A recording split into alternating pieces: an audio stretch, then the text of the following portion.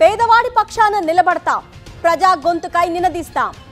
Voice of voiceless, తెలుగువారి మనస్సాక్షి సాక్షి TV. సాక్షి TV ప్రసారాల కోసం మీ స్థానిక కేబుల్ ఆపరేటర్ను వెంటనే సంప్రదించండి.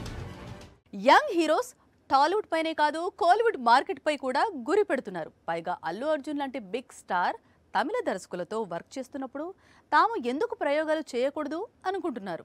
అందుకే నాగ చైతన్య కూడా మరోసారి కోలీవుడ్ వైపు చూస్తున్నాడు.